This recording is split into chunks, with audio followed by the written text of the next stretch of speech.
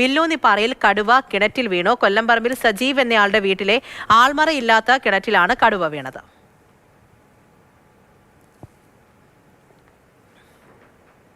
അത് കിട്ടിയോ?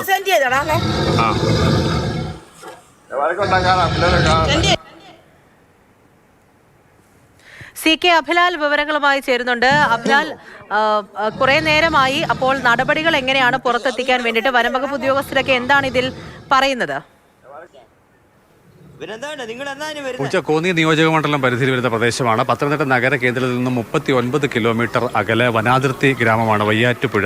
അവിടെ കൊല്ലംപറമ്പിൽ സജീവൻ എന്ന ആളിന്റെ വീടിനോട് ചേർന്ന ആൾമറയില്ലാത്ത കിണറ്റിലാണ് കടുവ അകപ്പെട്ടത്. കഴിഞ്ഞ രാത്രിയായിരുന്നു സംഭവം. പുലർച്ചെ കുടുംബാംഗങ്ങൾ ഉണർന്നെഴുന്നേറ്റപ്പോൾ അസാധാരണമായ ശബ്ദം കിണറ്റിൽ നിന്ന് കേട്ടതിനെ തുടർന്നാണ് പരിശോധിക്കുന്നത്. അങ്ങനെ എത്തിയപ്പോഴാണ് ഏറെക്കുറെ മുങ്ങി നിൽക്കുന്ന അവസ്ഥയിൽ, കഴുത്തും ശരീരത്തിന്റെ ഏറ്റവും ഉയർന്ന ഭാഗവും മാത്രം പുറത്ത് കാണാവുന്ന അവസ്ഥയിൽ കടുവയെ കണ്ടെത്തുന്നത്. പിന്നീട് അവർ വനംവകുപ്പ് ഉദ്യോഗസ്ഥരെ വിവരം അറിയിക്കുകയാണ് ഉണ്ടായത്. വനംവകുപ്പിലെ പ്രധാനപ്പെട്ട ഉദ്യോഗസ്ഥർ കൂടി ഇനി എത്തിച്ചേരാനുണ്ട്.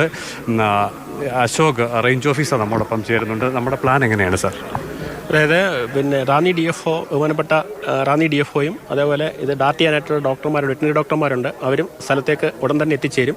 അവർ വന്ന ശേഷം അവരുടെ തീരുമാനം അനുസരിച്ച് കടുവയെ മഴയ്ക്ക് വേണ്ടി പിടിച്ച് പുറത്തെത്തിക്കാനാണ് ഇപ്പോൾ നിലവിൽ ഉദ്ദേശിച്ചിരിക്കുന്നത്.